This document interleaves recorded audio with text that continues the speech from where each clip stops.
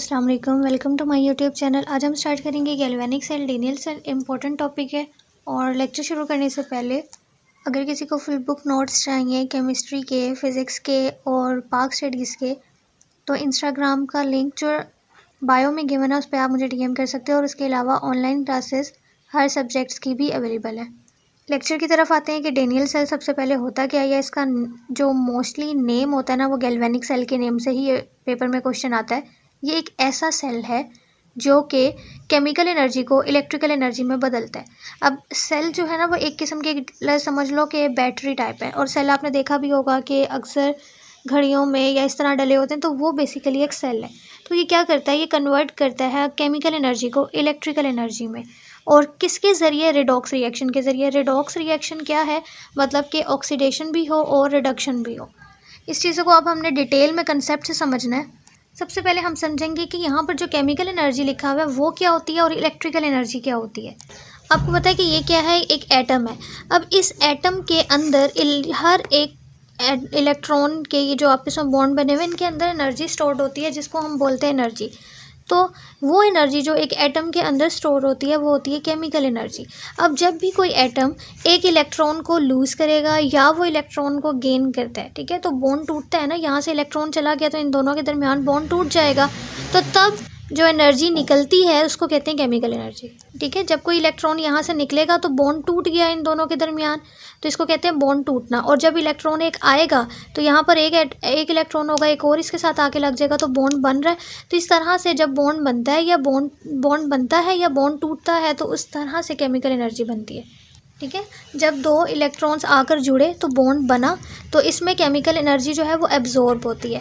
ये खैर थोड़ा एक्स्ट्रा कंसेप्ट है। और जब ये बॉन्ड टूट रहा है इनके दरमियान, तो तब ये एनर्जी क्या करती है? रिलीज़ करती है।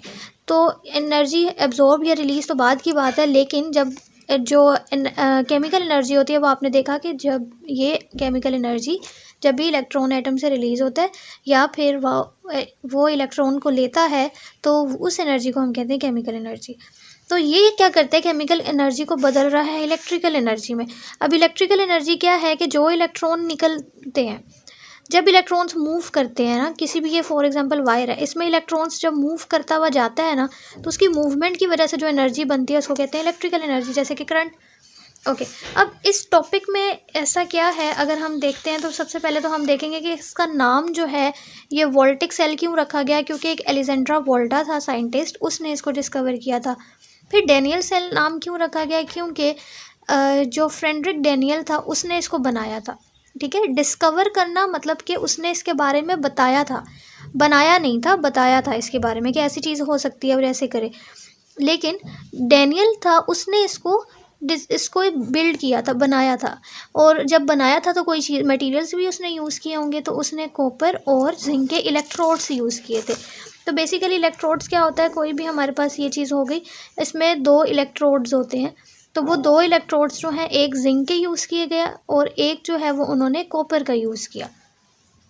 अब हम वन बाय वन इसकी कंस्ट्रक्शन की बात करेंगे। तो क्या किया गया कि ये जो जिंक की रोड थी ना, ये जो इलेक्ट्रोड था, उन्होंने एक अलग से बीकर टाइप ले लो। ठीक है, कोई जब केमिकल्स डालते हैं ना तो उसके बर्तन का जो नेम होता है बीकर होता है, तो उन्होंने इसमें 1 मोलर जिंक SO4 सोल्यूशन डाल दिया।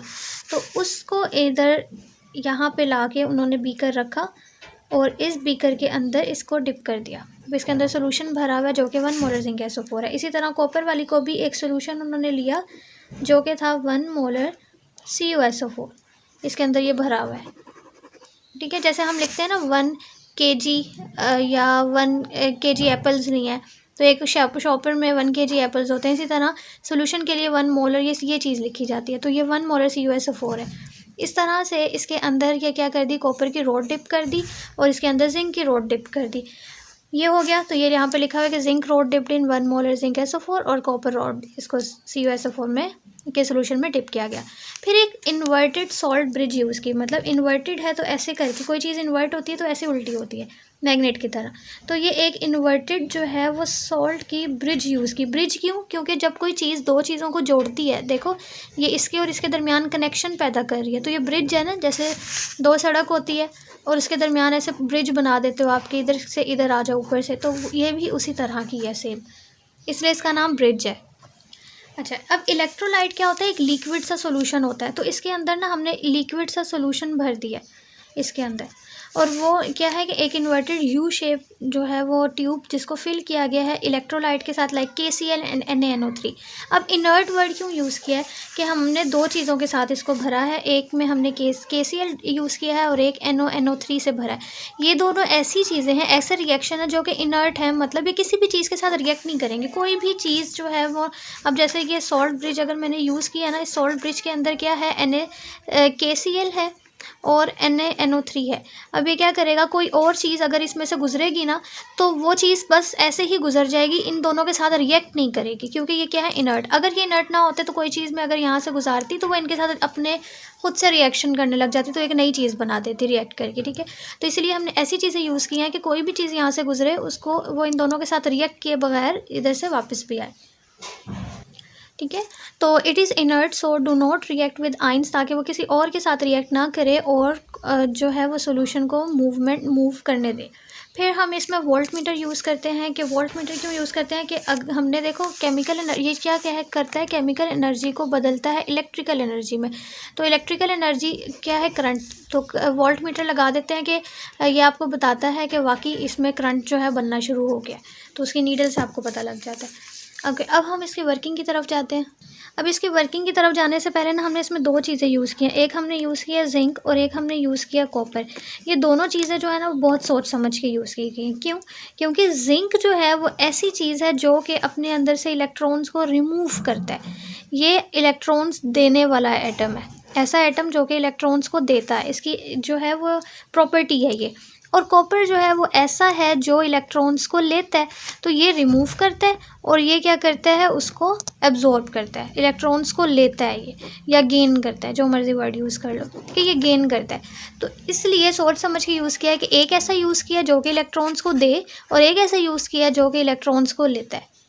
अब आप देखो कि जिंक जो है ना, ये एटम है जिंक का। जिंक का जो एटम है उसकी क्या प्रॉपर्टी है कि वो इलेक्ट्रॉन को निकाल देता है, लूज़ कर देता है। तो इसने क्या कर दिया, इलेक्ट्रॉन्स को निकाल दिया। जब इसने इलेक्ट्रॉन को निकाला तो एक एटम था, और जब वो इलेक्ट्रॉन्स को निकाल देता है तो क्या, कौन सी एनर्जी आ जाती है, केमिकल एनर्जी आ जाती है। अब इसके पास क्या है, केमिकल एनर्जी है। अब ये केमिकल एनर्जी क्या करती है, ये इलेक्ट्रॉन्स को एनर्जी प्रोवाइड करती है। देखो यहाँ पे जिंक था ना हमारे पास, जिंक ने इलेक्ट्रॉन निकाला।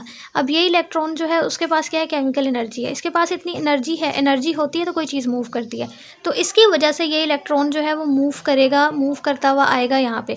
और जब भी कोई इलेक्ट्रॉन मूव करना शुरू करता है तो वो क्या करने बनाने लग जाता है, इलेक्ट्रिकल एनर्जी बनाने लग जाता है। तो इस तरह से ये क्या बनने लग जाएगी, इलेक्ट्रिकल एनर्जी, जो कि हमें कैसे पता लगा, हमने यहाँ पे वोल्ट मीटर लगाया जिसने शो करवाया कि वोल्टेज आ रहा है, तो इसका मतलब कि करंट बन रहा है, इलेक्ट्रिकल, यहाँ पे इलेक्ट्रिकल एनर्जी बन रही है। फिर ये इलेक्ट्रॉन जब मूव करता हुआ आएगा इधर, जो कॉपर का इलेक्ट्रोड लगाया हुआ था हमने उसके पास, और ये कॉपर का इलेक्ट्रोड क्या करेगा, उसको ले लेगा।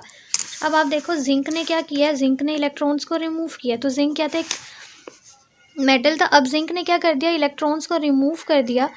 तो जिंक के अंदर से इलेक्ट्रॉन चले गए, जो इलेक्ट्रॉन को देता है ना उसके ऊपर प्लस चार्ज आता है। इसने फॉर एग्जांपल 2 इलेक्ट्रॉन्स रिलूज़ किए, तो ये 2 इलेक्ट्रॉन्स जो हैं वो सेपरेट हो गए। कॉपर क्या करेगा, कॉपर इन 2 इलेक्ट्रॉन्स को ले लेगा। तो उसने 2 इलेक्ट्रॉन्स को ले लिया, और जब इसने ले लिया तो वो क्या बना देगा, पूरा कॉपर मेटल बन जाता है। अब कॉपर के ऊपर ना ये आयन होता है, इसके ऊपर से ना इलेक्ट्रॉन्स की कमी होती है, तो इसलिए ये इलेक्ट्रॉन्स को ले लेता है, ठीक है। जब भी किसी चीज़, अच्छा आयन और मेटल में क्या फ़र्क है, आयन वो चीज़ होती है जब किसी चीज़ के ऊपर चार्ज होता है। जैसे कि मैं अगर जिंक की बात करूँ तो जिंक ये जो है इसके ऊपर कोई चार्ज नहीं है, तो ये मेटल है। लेकिन जब इस 2 इलेक्ट्रॉन्स इसने निकाल दिए, तो 2 इलेक्ट्रॉन निकाल दिए, इसके ऊपर +2 चार्ज आया, प्लस ये शो करवा रहा है कि इसने इलेक्ट्रॉन्स को दे दिया है।